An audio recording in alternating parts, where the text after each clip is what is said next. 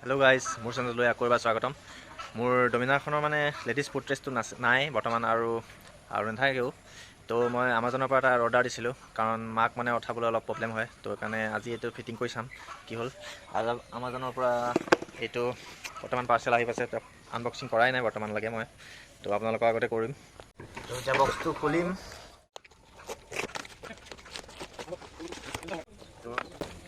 এইটোৱে 0.5 কেজি ওজনৰ মাল। আৰু ইয়াতে কেছ মেমো আহিছে আমাজনৰ। এইটোত লিখা আছে ডমিনাৰ ফুটৰেষ্ট, পিলিয়ন ফুটৰেষ্ট। আৰু এখন ডমিনাৰ 400 কাৰণে হয়, কিন্তু এতিয়া মোৰ 250 হয়নে নহয় এতিয়া চেক কৰিলেহে গম পোৱা যাব। তো ইয়াত আপোনাৰ স্ক্ৰু আহিছে কিবা।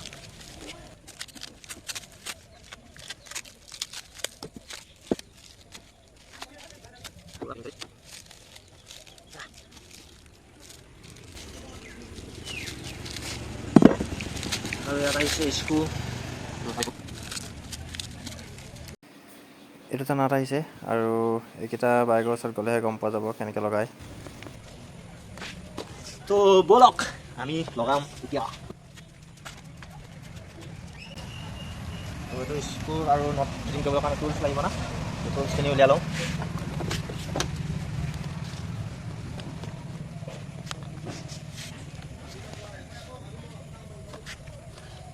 সেইখিনি টুলছ কামত আহেনে নাই লগাবলৈ।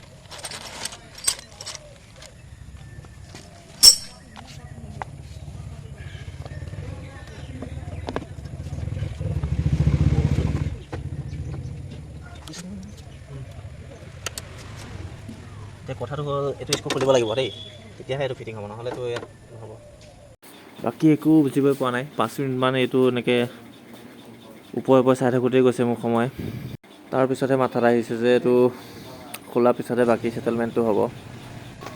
বাকী এতিয়া টুলছখিনি উলিয়াই লওঁ, আৰু এইখিনি টুলছ কামত আহে নাই চাব লাগিব বাকী নটৰ লগত। আৰু এইটো খুলিবলৈ হ'লে প্লাছ এফত লাগিব। বহুত সময় যুঁজি চোৱাৰ পিছত ইয়াতে অকণমান লবৰ এটুকু আছে, আৰু এই লবৰটুকু অলপ কাটি পেলাই এতিয়া প্ৰথমে চাম লগাই পেলাই। তো এইটো ইমান পাৰফেক্ট মানে চব ফালৰ পৰা মিলা নাই মোৰ মতে, আৰু মিলা নাই কাৰণে বহুত অসুবিধা হৈছে লগাবলৈ। এতিয়া মোৰ অকণমান লবৰটো আছে, লবৰটো অলপ কাটি চাম, আকৌ এবাৰ চেষ্টা কৰিম। একেবাৰে এৰুৱাই দিলেও মানে গাড়ীখনৰ পিছত প্ৰব্লেম হ'ব চাগে, শব্দ কৰি থাকিব। তো লবৰডাল একেবাৰে এৰুৱাই নিদিওঁ।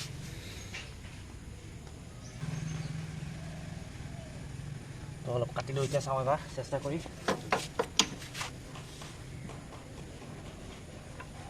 নাই, আৰু কাটিব লাগিব।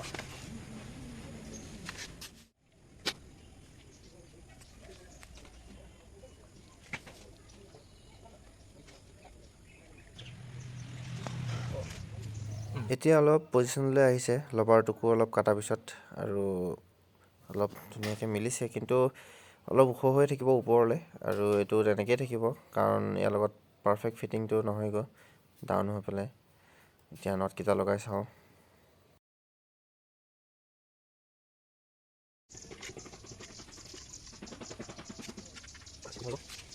এতিয়া যিটো আগৰ ফুটৰেষ্ট আছে আৰু সেইটোৰ সৈতে একেলগে বহাব লাগিব, চ' নটটো মিলাব লাগিব। তেনে মিলাবৰ কাৰণে এইবিলাক টঙনিয়াব লগা হৈ গৈছে।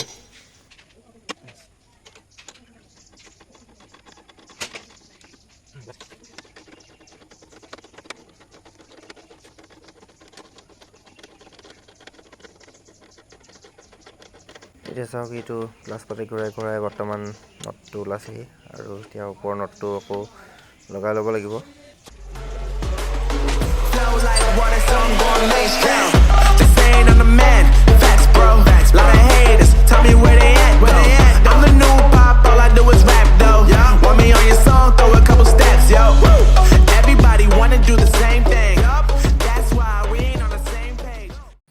লাষ্ট আৰু মেইন নটটোৱে আছে, আৰু এই নটটো লগোৱাৰ পিছত আৰু পূৰা গপচ হৈ যাব, তেতিয়া টেনশ্যন নাথাকে। আৰু ৱাশ্বাৰৰ লগত লগাব লাগে এইবিলাক নটত।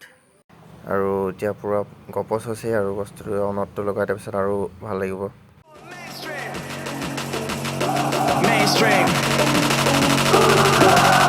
Flow like water, so I'm going mainstream.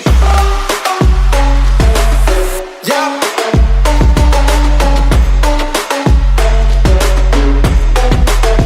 Going mainstream.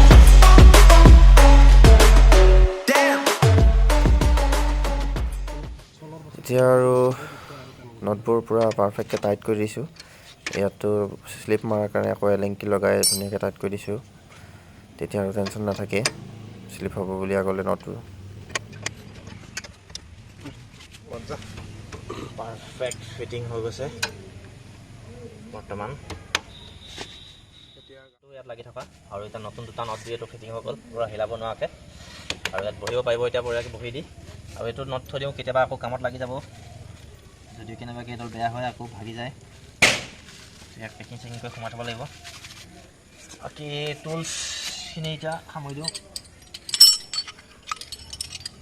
এই টুলছ বহুত কামত আহে গাড়ীখনত দিয়াৰ কাৰণে। আৰু এইবিলাক বস্তু নিজে আনি পেলাই যদি ঘৰত লগাই তেতিয়াহ'লে ভাল। আকৌ মেকাৰক দি এইবিলাক পইচা যোৱাতকৈ অলপ কষ্ট হ'ব। বাকী ভিডিঅ'টো যদি ভাল লাগিছে লাইক কমেণ্ট কৰি জনাব আৰু শ্বেয়াৰ কৰি দিব পাৰিলে, আৰু ছাবস্ক্ৰাইব কৰি ল'ব। ধন্যবাদ।